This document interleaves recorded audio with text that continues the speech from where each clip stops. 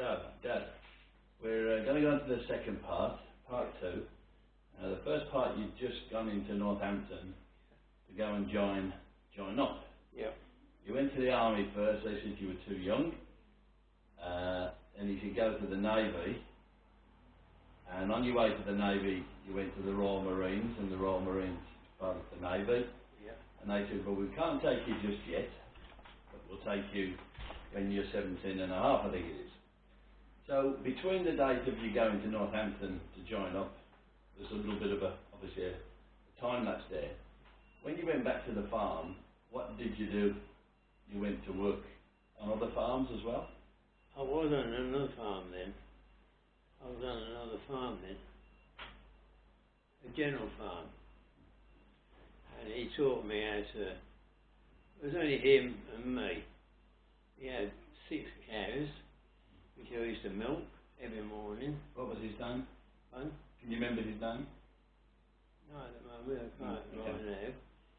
I will do. Yeah. And he taught me to drive the tractor.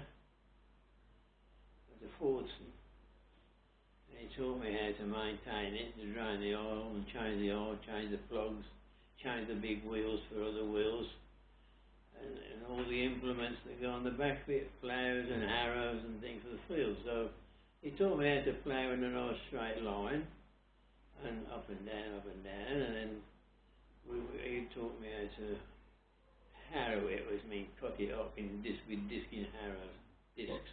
What were you farming then? It was just a general farm. No, but what was going in the ground? Was it wheat or flour? Oh, he got some wheat in the ground. Yeah. He did grow wheat, some wheat. So we sowed the wheat with him. Oh, we had a big thing at the back of the tractor. We shattered out the seeds and we grew wheat. And then he showed me how we cut it with a binder, it was called in those days, which is old-fashioned today, but he used to tie them up in bundles and throw them off, and he'd cut. And he taught me a lot of things.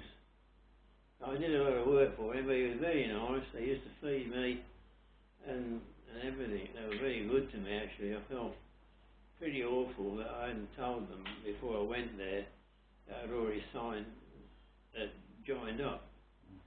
But, so how far was that farm from where you were living? Not much different. The other one, he said, was on the road. The other one was across the fields. Mm-hmm. It was only about 3 or 4 miles. 3 miles, probably. And they had 6 cows as well, did they? 6, and I used to milk them and put them all through the cooling machine into the big urns, and take it down to the front gate on a stand and put them all there with a label on. And then the trucks that used to come round picking the urns up, they pick them up. And I used to do that twice a day. We didn't have chickens, but we did general farming. We grew turnips and all that stuff, you know, which we used for feed for the cattle, special turnips, and so you didn't sell the turnips, you used to use them as feed. I sold them then.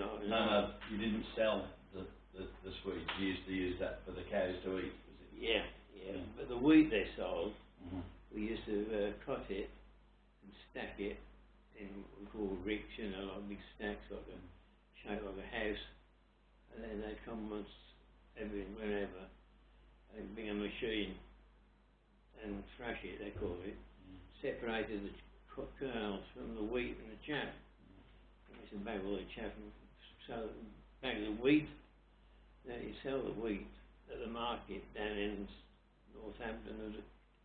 There's a big market there on certain days every week, called the cattle market. It's where all the farmers used to go and sell barter stuff and then all get drunk. You know, they always used to go to the hotel and get a few beers into them, and any time they met and chat with each other about what they were happening on their farms and things like that. So you learn how to plough all the fields and then milk the cows. I learned everything on there about farming. Yeah. But it never interested me that much to keep it in my mind. As on the chicken farm, there was a lot of things I learned there that I should have learned, but I didn't. I wasn't interested. really wasn't interested in farming at all. I wanted to get another job. So Alec Brook, who was my auntie's husband. Is it a bootmaker? No, he did make boots in Northampton. And he said, "I'll get you a job in the brewery in Northampton." He said, "That'll be a different job altogether, and you'll get regular proper hours. You get proper hours." So I said, "Well, that'll be fine." But when we got there, they said, "Oh yes, we could do with him. He's a fine, strong young man." Crate, wooden crates, bottles, big bottles now, they call them big pint bottles of beer, not for me to drink. And he said, "But you have to go to the Ministry of Labour." Well, of course, that put the kibosh on that. Sent away to the Ministry of Labour, and they could see all what I did on the farm.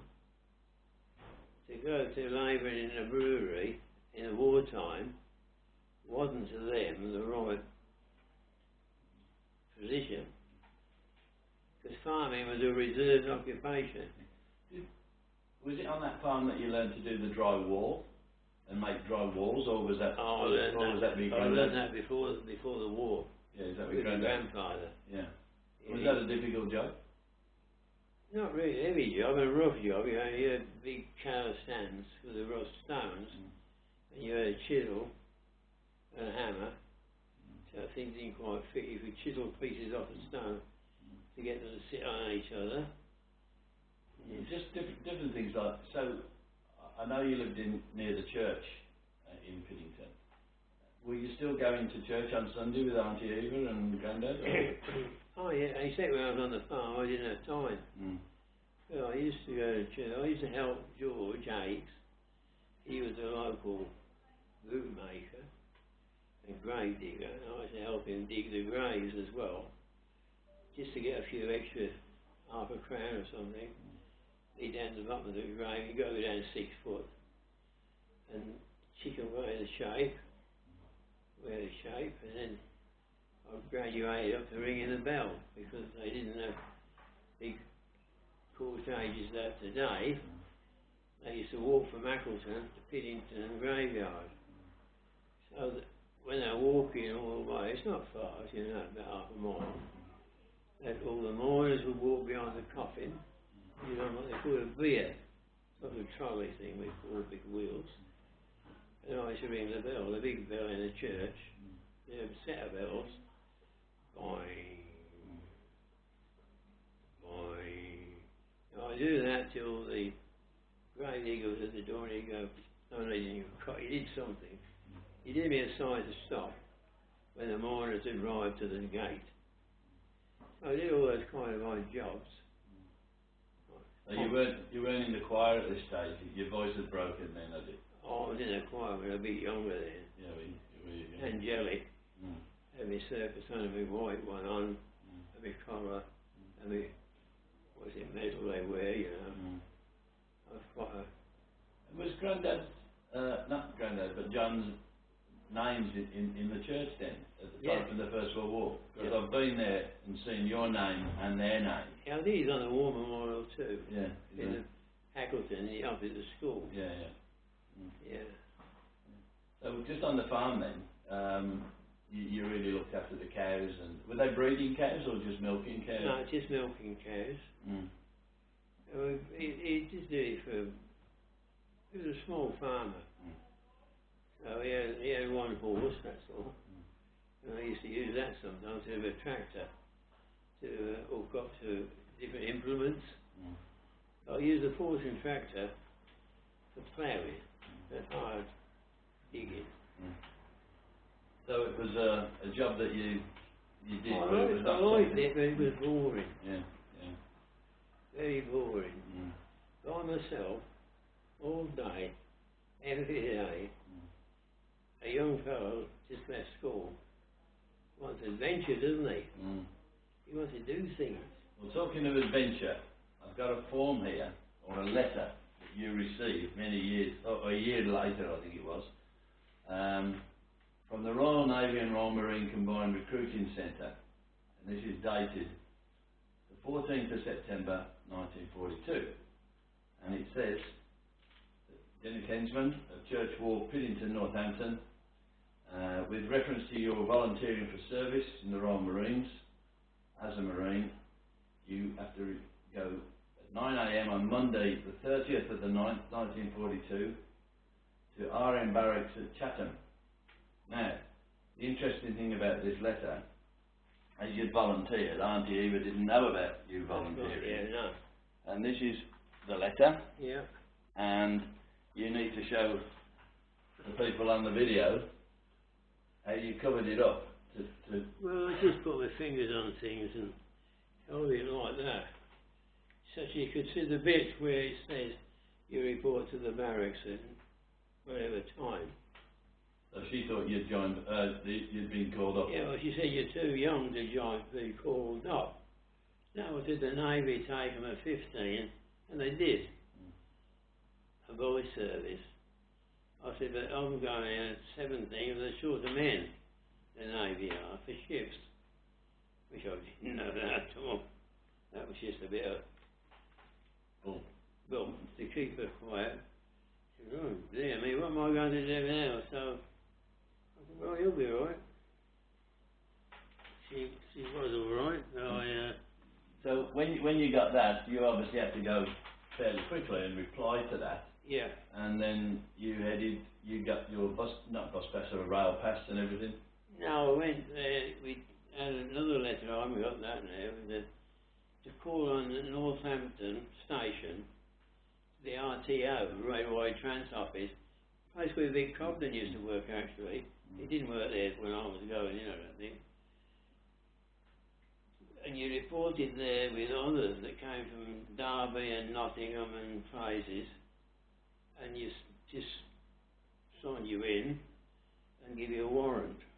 A railway warrant that covered your fare to go to Chatham. So you get on a train then, when you got the warrant. So did that go to London first, or? Yeah, to London. Now I was never doing things I never done by myself. I never made decisions myself till I joined up. I didn't dress myself, but you know what I mean when I say dress myself, I didn't buy clothes for myself. What I like or anything. I made no decisions whatsoever. That was the only major decision that I made because I was desperate to adventure. And I met all the boys at the station, and some of them had been to London before. Going down the underground in London was a big experience because, as you know, in London, the underground can be down 2 lots of escalators deep, right down. And we crossed London. Was there a lot of bomb damage in London at the time? Yeah, London had been blitzed 2 years before I got there. And so we walked up a big hill into the barracks. In Chatham? Mm. And what did you think? Well, I come to the gates, which I've seen a picture since. And there's a Royal Marine on the gates with a rifle and a bayonet. God, will I have one of those? It looks bigger than me. Well, I'm pretty long with a bayonet on. And oh, God, we went into the guard room. Met the sergeant of the guard, and he said, "Oh, wait here."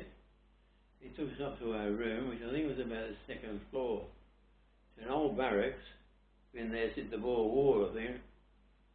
And where all the First World War men through as well, everybody.